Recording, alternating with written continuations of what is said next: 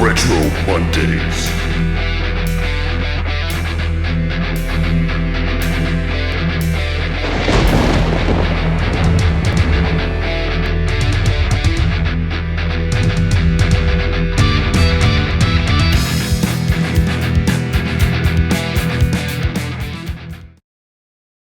Hey, what's happening, gamers? Welcome back to another Retro Mondays. Today's classic game ends our X-Men series, sadly, so thanks for taking the time to view it. Our game today is X-Men 2: The Clone Wars, which is a sequel to X-Men that released in 1995 for the Sega Genesis. Though it doesn't pick up where the first game ends, but like with many X-Men games and the comics, you never know where the plot is going to take you. For this game, everything is centered around the Foulings. Think of them like the Borg that in a way are trying to assimilate everything in their path. Sega of America actually brought on a new developer for this game, and it was Head Games. Clone Wars, for a long time now, is known as a two-edged sword among gamers. The first reason is it's revered for being one of the greatest X-Men games of all time, and number two, it's loathed for its rapidly increased difficulty midway through Avalon. Just so you all know, in this episode I will mainly be using co-op footage and the invincibility cheats off and on, because like with Shay Khan the Forever Man, I'm not about to risk my health or blood pressure over a very frustrating video game. And with that, we begin. Probably the thing that makes Clone Wars stand out compared to games even to this day is how it starts. Instead of getting a mini-story, as the game opens, X-Men throws you into the fray once the system is turned on.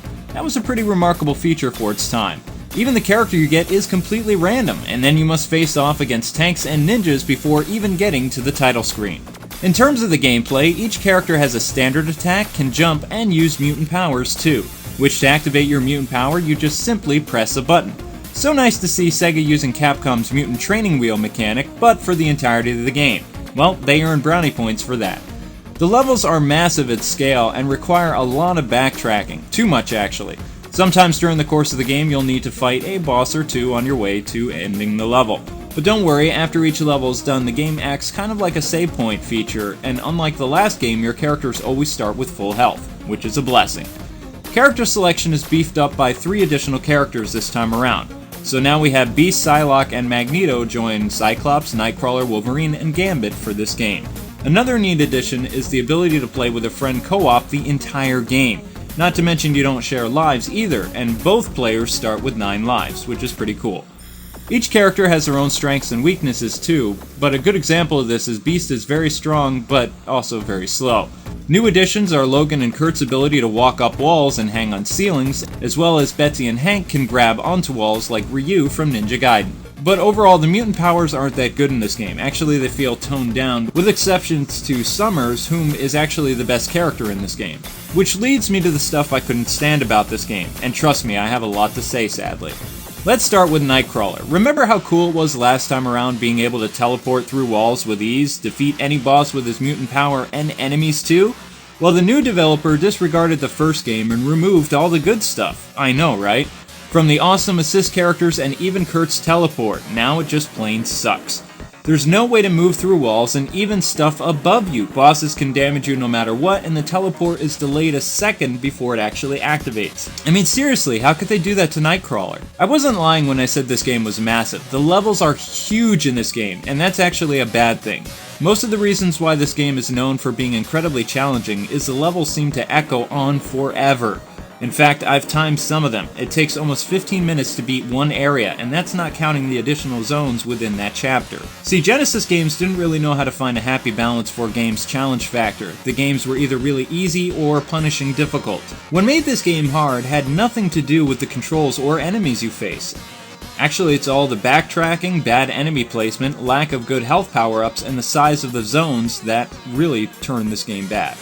This move by the developer goes on to hurt them in other factors, namely level design and fun factor, of course. See, most of the places you visit in these maps look exactly the same. A good example of this is the Sentinel Factory, and the Savage Land just seem to stretch on forever.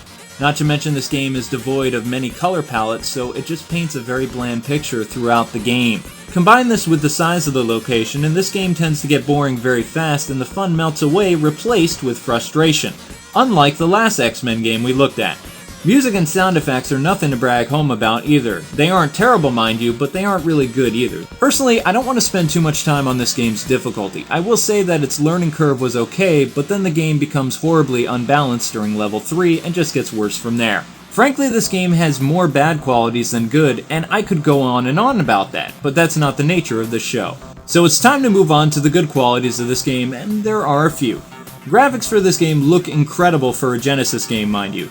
Levels, while very gloomy and dark, still look pretty good. Likewise, the character sprites are very well detailed as well. So much extra detail was added to your favorite X-Men so you can really see the difference between each hero. Also, some realism to the characters was thrown in, such as seeing them breathing and performing heroic poses, which actually made my wife laugh when Cyclops did his pose. Controls for this game really surprised me, and the gameplay was almost excellent for this game, and you'll be able to master your heroes pretty easily, which is great. Using your superpowers has never been easier and really adds another dimension to the gameplay, and it's something that we really wanted to see in Mutant Apocalypse, but at least it's in Clone Wars too, and being able to use your mutant powers is a godsend, believe me, especially whenever you want. Co-op is another great aspect of this game and makes the game more unique than most superhero games at that time. One thing I really loved about 2-player is that players don't share lives, so when your partner bites the dust, you can keep on playing. Though it kinda stinks each of you only have one life per level. Up until the 3rd level, this game was great, but in order to get the most fun out of this game, you're gonna need to cheat. While X2 does offer a 99 life cheat and level select, we're only gonna be looking at the invincibility cheat this time around. How you input this code is actually pretty easy. All you do is pause the game, then press up plus B, up, right, down, down, up, B. If done correctly, you'll hear a crashing sound. Reminder that you need to do this rather quickly to get the cheat to work. Now what I want you to do is unpause the game, then pause it again and press up and B to activate the cheat. Now this cheat doesn't last the entirety of the game, mind you. Over time its power will wear off, though all you need to do to reactivate it is pause the game and press up and B again. That's all there is to it. Trust me, the frustration of this game isn't worth playing without these cheats. Because once you use the cheats, the game becomes even more fun, if you can possibly imagine that. So I'm thankful that the developers could include this feature because it was a great addition. It just made the game look a lot better and great for co-op. It was so much fun. Not to mention some of the more insane bosses and unfair levels become easier and more exciting to play. Now I know what most of you are thinking, does this game have lasting appeal? Well, in all honesty, no. Once you beat this game, it's just not worth playing through again, trust me, I should know. I did it once solo and then twice co-op. Sadly, the game is just too long and becomes boring relatively quickly.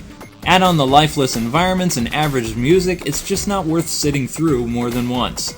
So I'm on the fence about recommending this game at all, actually. Sure, it has some merit, and people did enjoy it back in the day, though what's funny is their complaints for this game echo my own. Although using X2's cheats gave this game some new life, and added some new fond memories for me playing this with my wife, I just don't think it's worth your time, so frankly, I'll let you decide if Clone Wars is worth you buying or not. For me, it was just worth just one playthrough, and the magic just seemed to fade, and it was replaced with too much frustration for my taste. Which is a real shame considering how good the controls are and how well the characters are portrayed in this game. Anyway, that's gonna do it for this episode of Retro Mondays. Join me next week for one of my favorite beat-em-up medieval-style games growing up, which was Magic Sword for the Super Nintendo. If you're all wondering, that is a port of the arcade game of the same name. Well, that does it for me. Reminder, I have a Facebook, Twitter, and album on iTunes if you want to check them out. Thanks so much for taking the time to watch another Retro Monday, and until we meet again, gamers, God bless, and happy gaming.